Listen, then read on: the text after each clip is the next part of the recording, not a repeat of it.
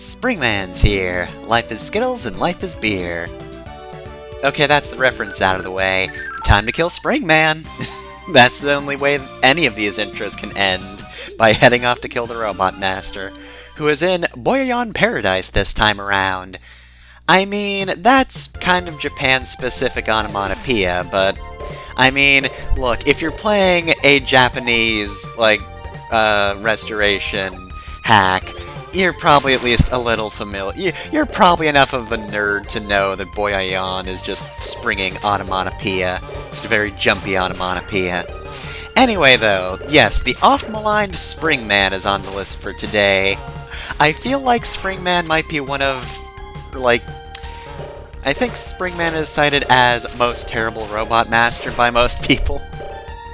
Because he's just a spring. How do you make a threatening robot out of springs?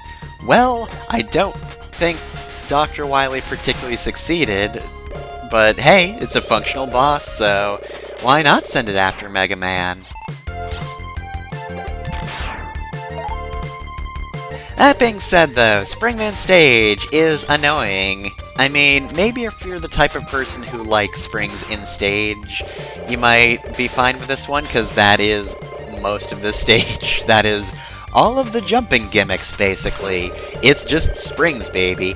And to be fair, this isn't the worst rendition of a spring gimmick I've ever seen, and it is admittedly kind of fun to just bounce back and forth when they have those sections, but otherwise, I'm not too big of a fan of the gimmick of the stage. But you know what?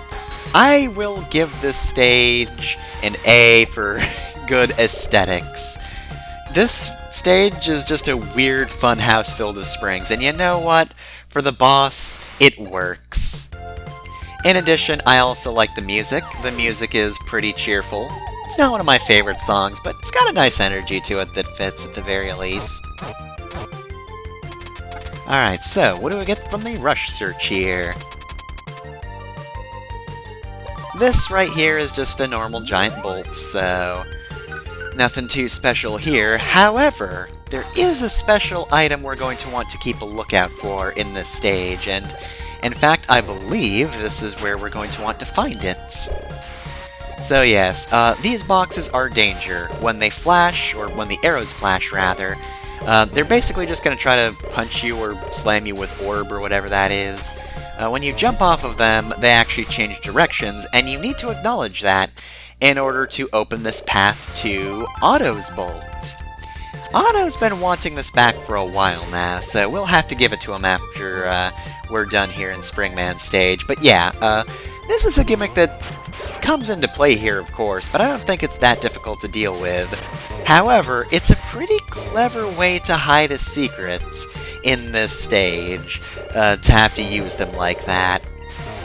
Because otherwise, I think jumping on top of them to change their direction is mostly just a thing for your benefit. You know, you jump on top of them, and you get them out of the way of wherever you need to jump, make everything easier, that sort of thing. But right there, you do need it in order to open a path, and I think that's just cool.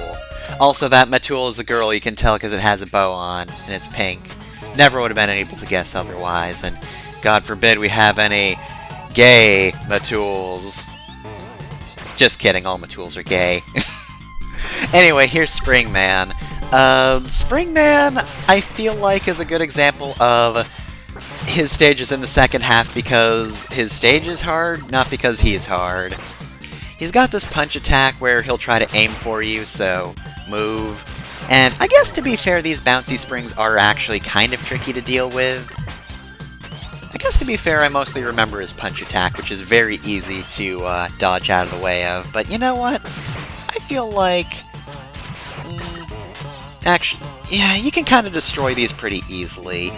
I've seen harder bosses who sync up with their bouncing projectiles very well. Bosses like that can be a huge pain in the Mega Man games, but I don't think this rendition is too bad. It's mainly just an issue of timing. If you can time it to hit these springs before they become an issue, just getting one out of the way is more than enough to make Springman just nothing. And so, to nothing he becomes.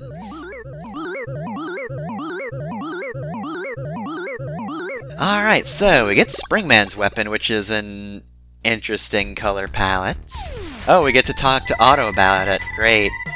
The Wild Coil launches one coil forward and one coil backward.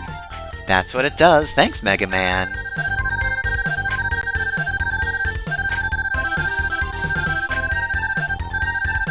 No, but then if you tried to jump, there would be a spring above you and it would push you down. You fool!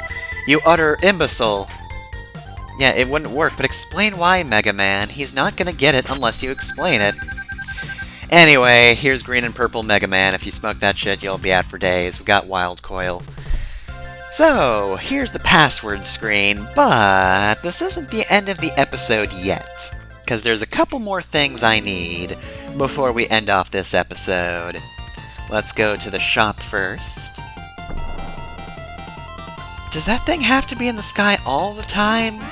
I feel like you're causing some quakes in this city area, and that's probably not good for the infrastructure. Anyway, we got his bolt back. Otto's like, dang. Oh, dang, good catch, Mega Man. Amazing, you did it. He's just going to screw it into his own head.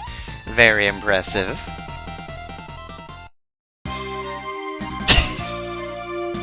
Sure.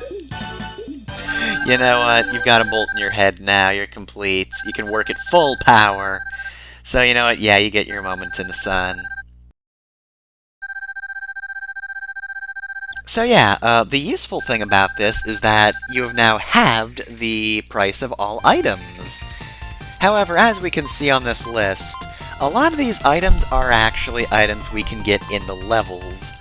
Which is pretty cool because, of course, like, the energy balancer was a hidden item, as was, you know, Rush Jet and Rush Search, so if you missed these, you can buy them instead of having to search through stages.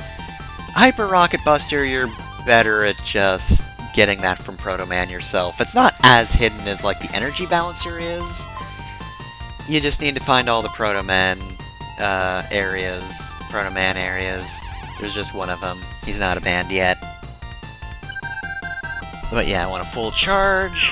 So yeah, that is pretty neat, though. I like how you have a choice of, hey, if you can't find these items yourself, you can buy them, and use up bolts you might want to use for energy recharges or something like that. I have a guide, though, so, like, I already know where all the items are, so I don't need to spend the bolts on them. Although, it's weird. Rush Jet is on this list, but I've not found Rush Jet yet. Huh, that's weird.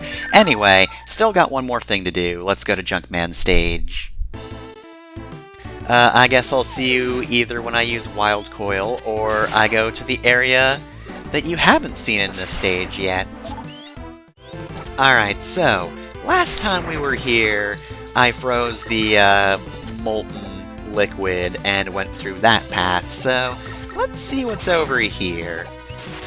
We got cockroach robots. I don't know why anybody made cockroach robots.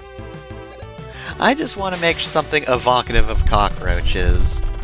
Alright, so anyway, you need Thunderbolt in order to access this, so if you want to come... If you do Junkman's section first, or stage first, you're kind of out of luck when it comes to any of the items, because you need both Freeze Cracker and Thunderbolt to get through here and get 100% of the stage.